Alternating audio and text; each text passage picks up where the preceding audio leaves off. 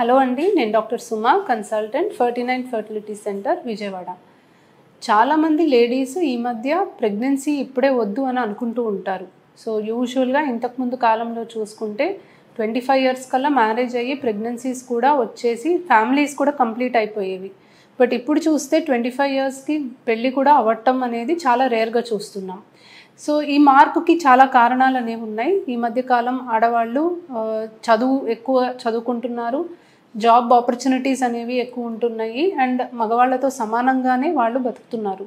So ఇలా various reasons వల్ల career choices అవ్వచ్చు, జాబ్ ఆపర్చునిటీస్ అవ్వచ్చు, లేదా సింప్లీ వాళ్ళు రైట్ పార్ట్నర్ ఇంకా దొరకలేదు అని చాలామంది లేట్గా ప్రెగ్నెన్సీస్ అనేవి ప్లాన్ చేస్తున్నారు. సో లేట్గా ప్రెగ్నెన్సీస్ ప్లాన్ చేసినప్పుడు డెఫినెట్లీ కొన్ని ఇబ్బందులు అనేవి ఎదురవుతూ ఉంటాయి. ఎక్కువ శాతం ఆడవాళ్ళల్లో ఏజ్ తోటి మనకి ఎగ్ నంబర్ అనేది తగ్గిపోతూ ఉంటుంది. సో ఇలాంటి వాళ్ళకి ఒక బెస్ట్ సొల్యూషన్ ఏంటి అంటే social egg freezing. So egg freezing అనే ప్రాసెస్లో ఆడవాళ్ళకి ఎగ్స్ అనేవి నార్మల్గా ఎక్కువ నంబర్లో ఉన్నప్పుడు మనం తీసి ఫ్రీజ్ చేసుకొని ఫ్యూచర్లో వాళ్ళు ఎప్పుడైతే ప్రెగ్నెన్సీ ప్లాన్ చేయాలనుకుంటున్నారో ఆ టైంలో ఆ ఎగ్స్ వాడి మనము ప్రెగ్నెన్సీ రావడానికి ట్రై చేయొచ్చు. సో ఏజ్ ఎక్కువయ్యే కొద్దీ ఎగ్ నంబర్ తగ్గుతుంది అండ్ న్యాచురల్ ప్రెగ్నెన్సీ ఛాన్సెస్ అనేవి తగ్గుతాయి.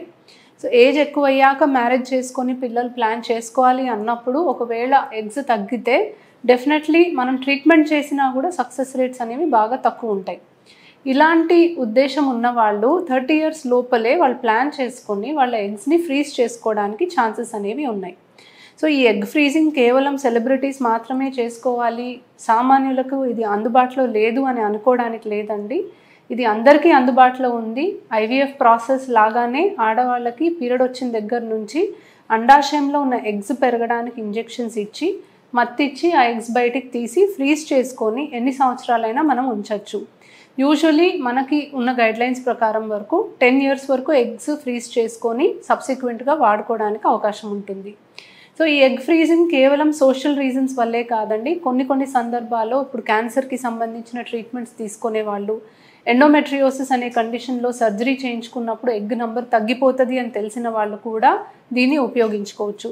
సో ఈ ఎగ్ ఫ్రీజింగ్ అనేది డెఫినెట్లీ ఒక చాలా మంచి ఆప్షన్. మీ ఫర్టిలిటీని ప్రిజర్వ్ చేసుకొని ఎప్పుడైతే మీరు ప్రెగ్నెన్సీ ప్లాన్ చేసుకోవాలనుకుంటున్నారో అప్పుడు ప్లాన్ చేసుకోవడానికి ఈ అవకాశాన్ని మీరు ఉపయోగించుకోవచ్చు అండ్ డెఫినెట్లీ మమ్మల్ని సంప్రదిస్తే దీనిపైన ఇంకొంచెం అవగాహన మీకు దొరుకుతుంది. Thank you.